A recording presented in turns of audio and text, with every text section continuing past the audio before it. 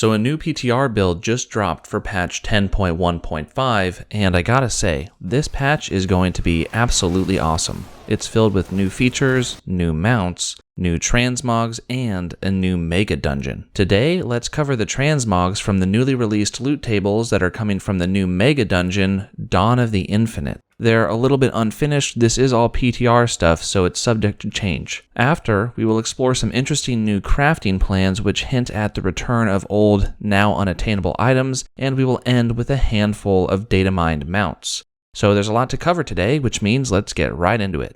Hey there, Rotan here. I make to-the-point videos about World of Warcraft, helping people obtain collectibles, cosmetics, and mounts that they want easily and quickly. If that sounds like a fun time, subscribe. So the way we're going to handle going over the loot tables today is I'm really just going to go boss by boss one at a time. First you're going to see gear for a warrior, but don't worry, we're going to be covering everything at the end. You can see that some of these bronze looking quest sets are actually supposed to be the infinite color scheme, which we'll get to at the end. So everything so far is bronze Dragonflight, but it should be infinite Dragonflight. That includes those shoulders and those one-handed axes as well. Even this helmet here from Iridikron is supposed to be black and white instead of the bronze and goldish.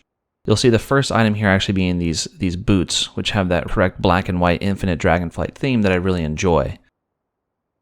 Now, of course, spoiler warning in case you've already seen some of these bosses on the left, we're not going to be going over what the fights are, but you will see them. We have a really cool two-handed mace from Tyr. And then as we go on to Morchi, which is the infinite Dragonflight form of Chromie, we can see that she has some one-handed daggers as well as the plate legs. She has a gun, and you can really see this kind of black and white and light blue or cyan color theme coming through on all of the infinite Dragonflight gear, which I just think is really awesome. The Time Lost Battlefield fight is huge because we have Gore Howl coming as a real high-quality, high-texture item, which is awesome to me. These other cudgels and one-handed maces we've seen before. Quel'zaram is also a really cool one coming from Anduin Lothar in the fight, which reminds us of quel'zaram.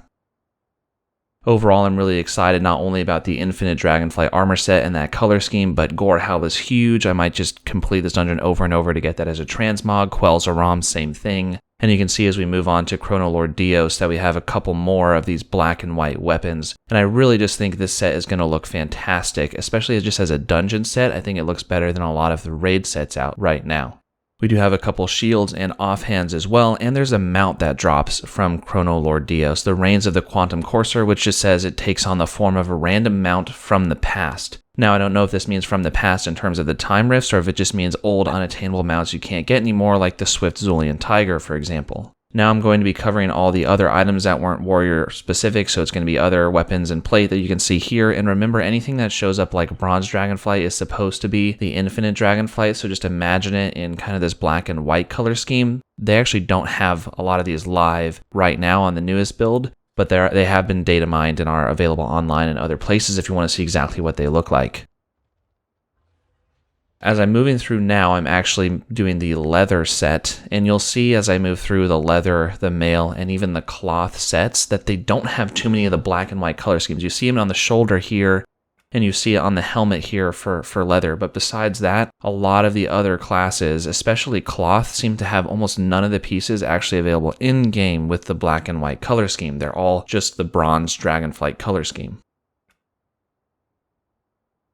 I feel like I've said bronze Dragonflight and infinite Dragonflight and color schemes so much that they just don't mean anything to me anymore, but we're almost done looking through all these items.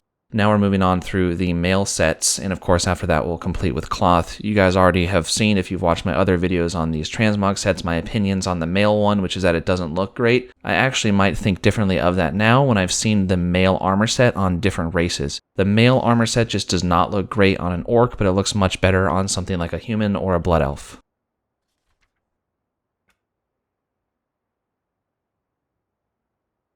Now, I will say that the cloth armor set is still by far, in my opinion, the weakest of them all, and unfortunately, as you're seeing me go through them, they're all just going to be the bronze dragon. I think they have one piece of the black and white infinite Dragonflight set, which is the leggings, and I think the bracers are the gloves as well, which you can barely see. So overall, we don't really know on that one, but I'm not too excited about that set anyway. That is all of the loot that is in the Megadungeon, Dawn of the Infinite.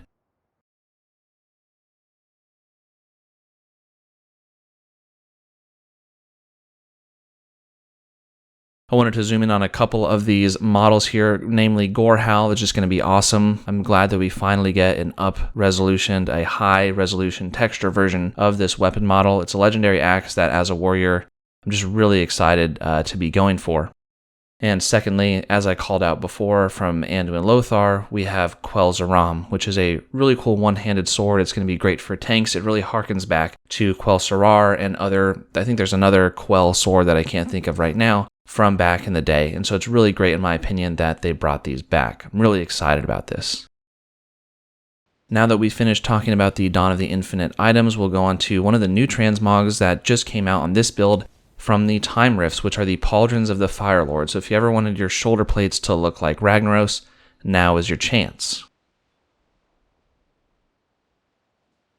And now we're moving on to some new blacksmithing plans that I found that are all called ancient plans. I had to do some digging through the database, but what they seem to be are bringing back old unattainable items through classic blacksmithing, classic leatherworking, classic inscription, old inscription. As you can see here, as we look into the 3D models of these items, they are all ones, most of them are ones that used to be in the game, and they're all from either Zul'Gurub, Scholomance, or Naxxramas. Particularly, a large number of them say that they're going to be discovered in Naxxramas. I don't really fully know what that means yet for these ancient plans, but given that there's a lot of other things going on here in one of the data mined mounts that we will cover in just a bit, it seems that Naxxramas is being paid particular attention to in patch 10.1.5, not only from the Time Rifts and the Asmorn timeline, but also from these transmogs coming back and being available again through old professions, and one of the mounts we'll cover, as I mentioned. A lot of these are fan favorites that are no longer available in the game, so I'm really happy to see them. There's large variety, one-handed swords, daggers, two-handed swords, shields even. Really excited that these are coming back. Now, the last thing that we're going to be touching on are the data mined mounts that I found. There's this horse here named Valiance. You get it from the Reigns of Valiance, which it also says is Discovery in Naxxramas. It looks like one of the 4 Horsemen's mounts.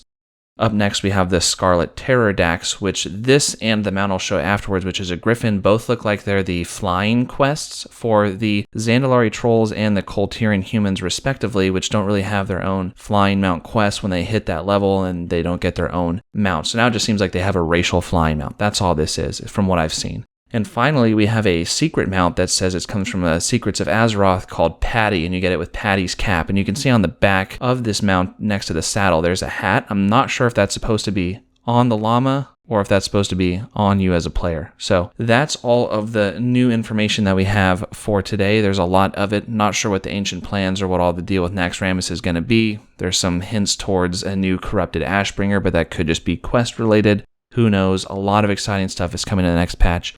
Thanks for sticking around and watching this far. I'll see you in the next one, and take care.